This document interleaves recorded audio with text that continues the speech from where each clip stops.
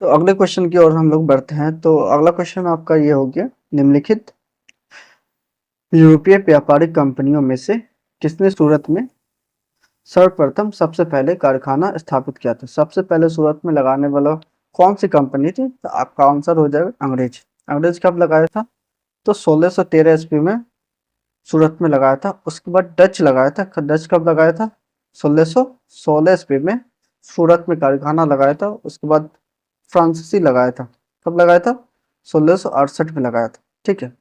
जो अंग्रेज है वो 1611 में कारखाना लगाया था मसूलीपट्टनम में, जो अस्थायी थे। ठीक है। स्थायी तौर पर अगर पूछा जाए तो सूरत में लगाया था 1613 में लगाया था। ठीक है। अगला क्वेश्चन देखते हैं। तो ये क्वेश्चन है, वर्ष 2013 में अंग्रेजी ईस्ट इंडिया कंपनी को कहाँ कारखाना या व्यापार स्थल स्थापित करने की अनुमति मिली थी? तो क्वेश्चन है कि 1613 में जो ईस्ट इंडिया कंपनी है उसको व्यापार या का आप बोल सकते हैं कारखाना स्थापित करने का कहाँ मिला था। ठीक है। तो आपको बता चुके हैं कहाँ मिला था। 1613 में सूरत में आपको कारखाना लगाने का मिला था। मसूलीपट्टनम में जो 1611 में अस्थायी तौर पर लगाया गया था। ठीक है। अस्थायी तौर पर अगर पूछा जाए तो सूरत। ठीक है। अगला क्वेश्चन देखते हैं हम लोग। तो क्वेश्चन है, ईस्ट इंडिया कंपनी के ईस्ट इंडिया कंपनी के प्रारंभिक दौर में वेस्टर्न प्रेसिडेंसी कहाँ स्थापित की थी? ठीक है। वेस्टर्न प्रारंभ में कहाँ थे? तो आपका आंसर है सूरत। ठीक है। तो क्वेश्चन है, ब्रिटिश ईस्ट इंडिया कंपनी ने बम्बई किससे लिया था? ठीक है। जो ब्रिटिश ईस्ट इंडिया कंपनी है बम्बई किससे लिया था? इसमें अब थोड़ा सा बैकग्राउंड जान लेंगे। बम्बई किससे लिया था? 1661 में क्या हुआ, जो चार्ल्स द्वितीय है उसका विवाह जो हुआ था पुर्तगाली महारानी कैथलीन से हो गया था। 1661 में हुआ था। तो बम्बई जो है दहेज में मिला था। क्या मिला था? बम्बई दहेज में मिला था। फिर 1668 में क्या किया, जो चार्ल्स द्वितीय था वो अंग्रेजों को दे दिया वार्षिक 10 पाउंड के हिसाब से। ठीक है। तो आपका आंसर होगा बम्बई किससे लिया था? पुर्तगालियों से लिया था। तो क्वेश्चन है, निम्नलिखित में से किस वर्ष प्रयागराज, जो उसको पहले इलाहाबाद के नाम से जाना था, उत्तर प्रदेश के किले पर अंग्रेज का अधिकार स्थापित हुआ था? कब हुआ था स्थापित? तो 1797 में हुआ था। जो अवध का नवाब है, ठीक, अवध का नवाब कौन है? जो सादत अली ने 1797 में किसको, अंग्रेजों को सौंप दिया था? किसने सौंपा था? अवध के नवाब सादत अली ने 1797 में किसको सौंपा? अंग्रेजों को। ठीक है। अगला क्वेश्चन देखते हैं हम लोग। तो क्वेश्चन है, गवर्नर ने ईस्ट इंडिया कंपनी के किस अंग्रेज गवर्नर ने को औरंगजेब द्वारा भारत से निष्कासित किया गया था, भारत से निकाला गया था? औरंगजेब के काल में किस गवर्नर को किया गया था? तो आपका होगा चाइल्ड। चाइल्ड ने क्या किया था? 1688 में जो मुगल जहाज है उसको लूट लिया था। ठीक है। बचपना हरकत की थी चाइल्ड ने। तो उसी के से क्या हुआ, औरंगजेब ने जो अंग्रेजी किले थे जैसे सूरत हो गया, मसूलीपट्टनम हो गया, आपका पटना हो गया, कासिम बाजार हो गया, उस पर अधिकार स्थापित कर लिया था। किसने? औरंगजेब ने। ठीक है। तो औरंगजेब ने अधिकार जब स्थापित कर लिया था तो उसी के कारण इसको भारत से निष्कासित किया गया था और 17,000 पाउंड मुआवजे के तौर पर किसको देना पड़ा? औरंगजेब को। ईस्ट इंडिया कंपनी किसको दी थी? औरंगजेब को दिया था। ठीक है।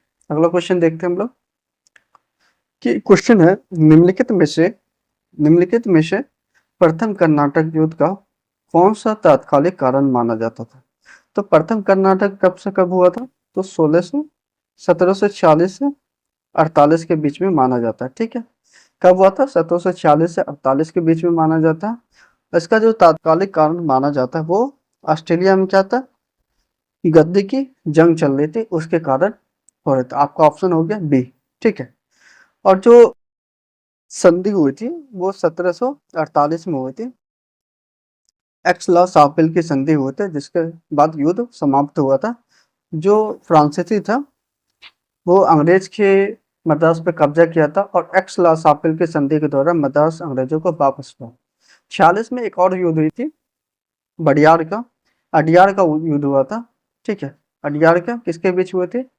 वो फ्रांसीसी और जो कर्नाटक के नवाब थे उसके बीच में हुई थी। इसमें क्या हुआ, फ्रांसीसी को जीत मिली जिससे उसकी महत्वाकांक्षा बढ़ी। ठीक है, अगला क्वेश्चन देखते हैं। तो क्वेश्चन है कि आपका कर्नाटक युद्ध किन किन के मध्य लड़ा गया था? कर्नाटक का युद्ध जो है किसके बीच लड़ा था? जैसा आपको पिछले वीडियो क्वेश्चन में आपको बताया था, अंग्रेज और फ्रांसीसी के बीच में हुआ था। तीनों जो कर्नाटक युद्ध हुआ था, ठीक है, तीन युद्ध हुआ था, वो तीनों अंग्रेज और फ्रांसीसी के बीच हुआ था। अगला क्वेश्चन देखते हैं हम लोग। इसमें क्या सूची को मिलाने वाला है? ठीक है, पहला और दूसरा सूची को आप मिलाइए जो सही है। तो पहला क्वेश्चन ए है कि प्रथम कर्नाटक युद्ध के बारे में पूछा है। तो प्रथम कर्नाटक युद्ध है एक्सलासापल की संधि थी, जो 1748 में एक्सलासापल की संधि के द्वारा युद्ध समाप्त हुआ था। तो आपका एक ऑप्शन 4 हो गया। ठीक है, कर्नाटक प्रथम कर्नाटक युद्ध कब हुआ था? 40 से आपको 48 के बीच में माना जाता। और उसके बाद तृतीय कर्नाटक युद्ध कब हुआ था? कब हुआ था? ये कब हुआ था? 1758 से लेकर 63 के बीच में माना जाता और पेरिस की संधि के द्वारा युद्ध समाप्त हुआ था। ठीक है, तीसरा क्वेश्चन आपका स्टेटमेंट है द्वितीय कर्नाटक युद्ध कब का क्या परिणाम रहा? तो द्वितीय कर्नाटक युद्ध का परिणाम क्या था और निर्णायक थी। ठीक है, क्योंकि जो द्वितीय कर्नाटक युद्ध उसका तात्कालिक कारण माना जाता है हैदराबाद और कर्नाटक के निजाम जो है उसका उत्तराधिकार का युद्ध चल रहा था। ठीक है, उसके बीच में हुआ था। तो हैदराबाद पे किसका कब्जा हो गया था? फ्रांसीसी का हुआ था। और कर्नाटक पे जो है अंग्रेजों का अप्रत्यक्ष नियंत्रण हो गया था, इसलिए और निर्णायक हो गई थी। ठीक है, जो प्रथम मैसूर युद्ध हुआ था, ठीक है, इस कब हुआ था? 1767 से 69 के बीच में माना जाता है। इसमें क्या हुआ कि जो हैदर अली था वो मद्रास पे कब्जा कर लिया था। ठीक है, मद्रास तक पहुंच गया था, कब्जा नहीं किया था। तो ब्रिटिश की इसमें हार हुई थी। आपका ऑप्शन 2 हो जाएगा। तो इसमें ऑप्शन आपका क्या है? सी। ठीक है, अगला क्वेश्चन हम लोग देखते हैं। तो आपका क्वेश्चन है कि एक्सलासापिल जो 1748 के संधि के संदर्भ में निम्नलिखित कथनों पर कौन सा कथन जो है सही है? ठीक, एक्सलासापिल की संधि हुई थी, वो प्रथम कर्नाटक युद्ध की समाप्ति के बाद हुई थी। प्रथम कर्नाटक युद्ध कब से कब तक मानी जाती है? 1746 से लेकर 48 के बीच में मानी जाती है। कब हुए थे? 46 से 48 के बीच में मानी जाती है। और 48 में एक्सलासापिल की संधि के द्वारा युद्ध समाप्त हुआ था। इसके बाद अंग्रेजों को मद्रास पुनः प्राप्त हुआ था। सही बात है। जो इसमें युद्ध हुआ था उसमें मद्रास पे क्या किया था? फ्रांसीसियों ने कब्जा किया था। जो कर्नाटक युद्ध हुआ था किसके किसके बीच में हुआ था?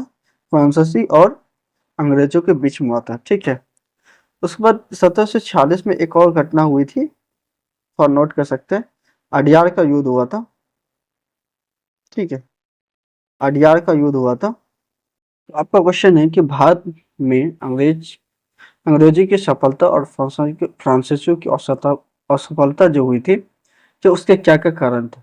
ठीक है, भारत में जो अंग्रेजों को सफलता मिली और फ्रांसीसियों की असफलता का क्या कारण था उसके बारे में बताना। ठीक है, पहला स्टेटमेंट है अंग्रेजों को बंगाल विजय से अपार धन और धन संपत्ति मिली थी। ठीक है, बंगाल 23 जून को क्या हुआ था? 1757 में क्या हुआ था? प्लासी का युद्ध हुआ था जिसमें अंग्रेजों को सफलता मिली थी, जिससे जो नवाब बना था कौन बना था? मीर जाफर बना था। उसने क्या किया? अंग्रेजों को 24 परगना की जमींदारी दी और बहुत सारे उपहार दिए। ठीक, और निजी व्यापार करने का अधिकार दिया, जिससे अंग्रेजों को क्या हुआ? बहुत सारे धन संपत्ति मिली। यह स्टेटमेंट आपका सही है। दूसरा स्टेटमेंट है कि अंग्रेजों की बेहतर नौसैनिक शक्ति। ये तो फैक्चुअल है ही है, क्योंकि जो उस समय माना जाता है कि अंग्रेजों की नौसेना थी वर्ल्ड में सबसे बेहतर नौसेना मानी जाती थी। आपका ऑप्शन दोनों सही है। ठीक है,